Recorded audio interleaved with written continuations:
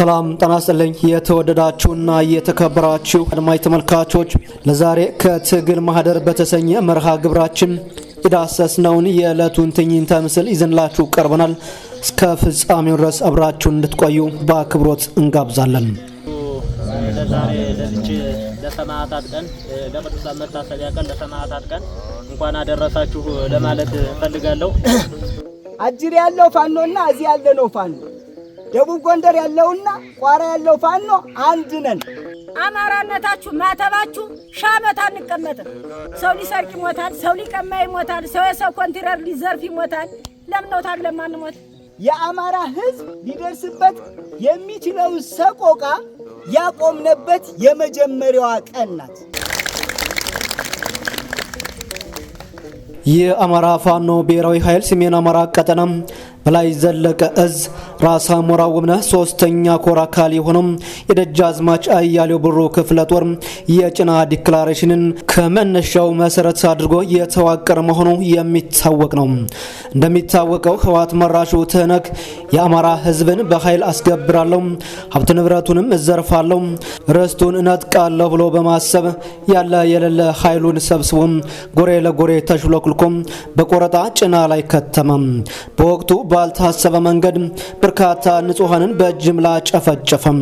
በርካታ ሴት ተማሪዎችንም ደፈረ። የቤተ ክርስቲያን አገልጋዮችም ሳይቀሩ ረሸነ።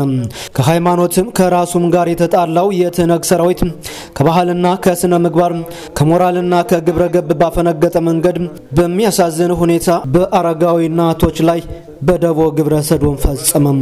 ነገር ግን ይሄ አሪዮስ ተግባሩ ብዙም ሳይቆይ የአማራ ፋኖ በቦታው ደረሰ።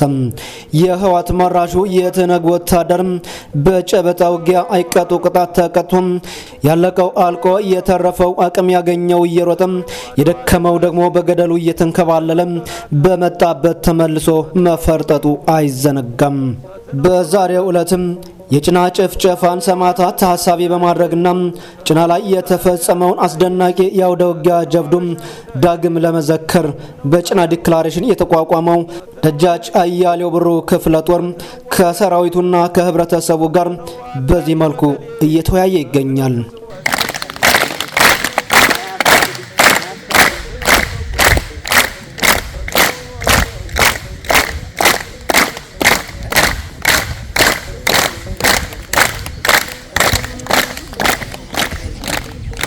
መልካም እንደምን አረፈዳችሁ።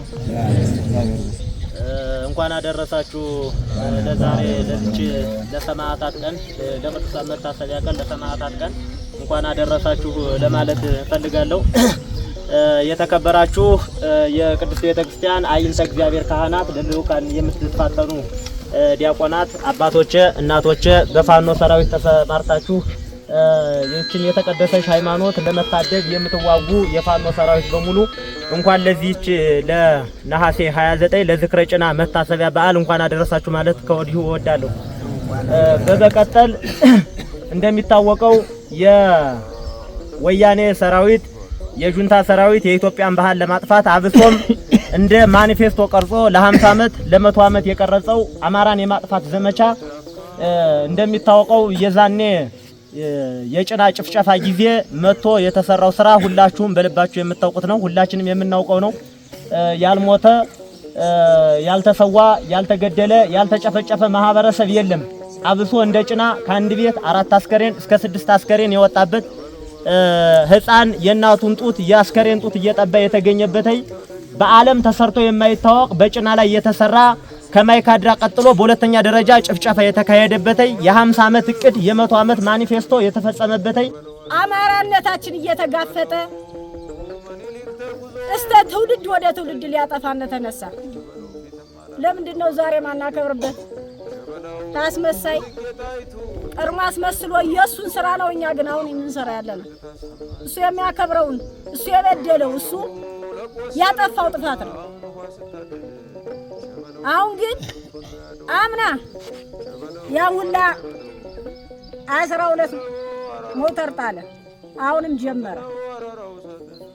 እኔ በመንግስት አላዝን፣ ማልዳማታም በመንግስት አላዝን፣ እማዝን በካቢኔ በፊያች ደቄት የተገዛ ካብኔ ሚበላነ ማልዳና ማታም ያላምጠን እውነት ልጅን ያልገበረው ነው እውነት ወንድሙን ይቱን ያልገበረው ነው አማራነታችን እንዲጠፋ ታሪካችን እንዲጠፋ ደንበር መልሰን ተከዜ መለስ ደንበር መልሰን ዛሬ ደግሞ ዙሮ በግልባጩ አማራ በስት ምድር መኖር አይችልም ብሎ መጥቷል። እኔ በጣም ነው ማመሰግነው። ለምን ነው ማመሰግነው? ህዝቡ ሊደናገር ነው፣ ህዝቡ ሊሰጋ ነው የሚል ነበር። ይሄንን አማራነታችሁ ማተባችሁ ሻመት አንቀመጥም። በተንጠልጠል ላይ አርገን ጠራትን መግፋት እንችላለን። ነገም ዛሬ አትገበዙልን። ሰው ሊሰርቅ ይሞታል፣ ሰው ሊቀማ ይሞታል፣ ሰው የሰው ኮንትራክተር ሊዘርፍ ይሞታል። ለምን ነው ታዲያ ማንሞት? ታሪክ እኮ የትናንትና ሕፃን ነው፣ የትናንትና ጫቅላ ነው። የእሱ እናት እኮ ገመድ ታጥቃ ነው የምትጸልያለሽ። በተክነት አብዛኛው በተክነት ይህ ስራ የበተክነት ስራ ነው። ቤተክርስቲያኖች እየተቃጠሉ ነው፣ ገዳማቶች እየተቃጠሉ ነው፣ ቄስ እየታረደ ነው። ሀገራችን ኢትዮጵያ በተመሳሳይ የአማራ ህዝብ ሊደርስበት የሚችለውን ሰቆቃ ያቆምነበት የመጀመሪያዋ ቀን ናት። እቺ ቀን ናት ወራሪው ኃይል ቅስሙ ተሰብሮ ተመልሶ ወደ መጣበት ጓዳው እንዲገባ የተደረገበት ቀን በመሆኑ በእነዚህ በሁለት ምክንያቶች ዝክረ ጭናን እናከብራለን። እንግዲህ ዝክረ ጭናን ስናከብር ለሁለተኛ ጊዜ ነው። በአማራ ፋኖ እየተከበረ ያለው ለሁለተኛ ጊዜ ነው። ከዚህ በላይ እንደ አባቶቻችን እንደና አጼ ምኒልክ ለመቶ ምናምን ዓመት እናከብረዋለን። ይሄ ታሪካችን ነው፣ ወጋችን ነው፣ ልምዳችን ነው። ስለዚህ ከመቶ ዓመት በላይ እናከብረዋለን ዝክረ ጭናን። የአማራ ፋኖ አሁን ያለበትን ሁኔታ በትንሹም ቢሆን መግለጽ እፈልጋለሁ። የአማራ ፋኖ ትናንት በሻለቃ ደረጃ ይንቀሳቀስ ነበር። በብርጌድ ደረጃ ማደግ ጀመረ። ወደ ክፍለ ጦር ሄደ፣ ኮር ሆነ፣ እዝ ሆነ። አሁን አጠቃላይ የአማራ ፋኖ ብሔራዊ ኃይል የሚባል አጠቃላይ በአማራ ክልል ደረጃ አንድ የሆነ ተቋም አለ። በጎንደር ደረጃ የአማራ ፋኖ አንድነት በጎንደር የሚባል ትልቅ ተቋም አለን። ምናልባት እዚህ ስንንቀሳቀስ የተለመደው የጻዲቅ ፋኖ ወይንም የደጃች አያሌው ብሩ ክፍለ ጦር ፋኖ የሚለው ሊሆን ይችላል። አጅር ያለው ፋኖና እዚህ ያለ ነው ፋኖ። ደቡብ ጎንደር ያለውና ቋራ ያለው ፋኖ አንድ ነን። ሐሳባችን አንድ ነው፣ ሕጋችን አንድ ነው። ሕገ ደንቦች አሉን፣ መመሪያዎች አሉን፣ መተዳደሪያዎች አሉን፣ የሥነ ምግባር መመሪያዎች አሉን። ስለዚህ ፋኖ አሁን ያለበት ቁመና ነገ መንግስት ሆኖ ኢትዮጵያን የሚያስተዳድርበት ቁመና ላይ እየደረሰ ያለበት ሁኔታ ያለ መሆኑን ህብረተሰባችን መረዳት ያስፈልገዋል። ለማይገባ ለማይጠቅም አማራን ለማጥፋት ለሚታገል፣ ሀገርን ለማፍረስ ለሚታገል፣ እምነትን ለማፍረስ ለሚታገል መረጃ የሚሰጡ ወንድሞችና እህቶች በመጀመሪያ ልብ ይስጣቸው። በመቀጠል ትላልቅ አባቶች ምከሯቸው። ወደኛ ወደ ወንድሞቻቸው እዚህ ወዳሉ እሴት እህቶቻቸው ወደ ልጆቻቸው ይመለሱ። ካልሆነ ይቀጣሉ። ጥርጥር የለውም። እዚህ ቀበሌ ላይ ይዘን የቀጣነው ሰው አለ። አሁንም ተመልሶ ሂዶ ገብቷል። አምልጦን አይደለም፣ ምናልባት ይስተካከል ይሆናል ብለን ነው ዝም ብለን ነው ያለና አሁንም ቢሆን በደንብ ምከሯቸው። ኃይላችን በዚህ ልክ እያደገ ነው። የመንግስትን ስልጣን የመያዝና መንግስታዊ አስተዳደርን የመምራት አቅም እየፈጠርን ያለበት ሁኔታ ነው ያለ። ደግሞም እናቸንፋለን አንጠራጠርም። ምክንያቱም ስለማንጠራጠር ነው። ዝክረ ጭናን ስናስብ እሰቡት። በእኛ አቅም ከሳምንት በፊት ይሄን ለማደናቀፍ የተወሰደውን እርምጃ እያያችሁት ነው። አሁን የሚተኮሰውን እያያችሁት ነው።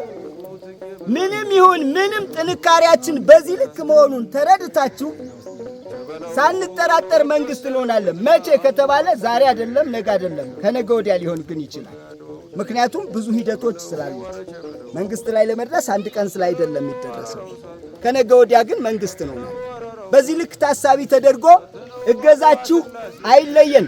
የእውነት ነው። ምን ቅድም ኢንጂነር ሲናገረው ነበር፣ ታስታውሱ ከሆነ የጭና ሰው ብዙ ነገር ሊደረግለት ይገባል። ግን ብዙ ነገር እየተደረገለት ሳይሆን ብዙ ድርጊት እየተፈጸመበት ነው። ከሚታሰሩት ውስጥ ከሚደበደቡት ውስጥ ምን አድርጋችሁ ምን አጥፍታችሁ? ያጠፋን እኛ ከሆን እናንተ ነው መደብደብ ያለባችሁ ወገኖቼ። ይሄ ድብደባ ደግሞ እኛ ብንተው ትግል አይቆምም። ድብደባው ወደ ግድያ ነው የሚያድገው።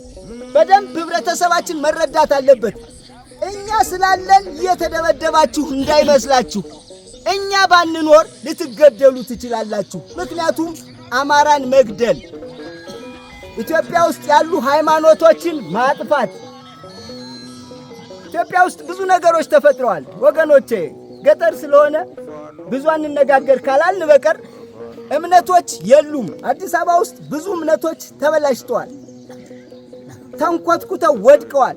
የተወደዳቸውና የተከበራችሁ የሚዲያችን አድማጭ ተመልካቾች ለዛሬ የጋበዝናችሁ ከትግል ማህደር በተሰኘው መርሃ ግብራችን የዳሰስነው የዕለቱ ትዕይንተ ምስል ይህንን ይመስል ነበር።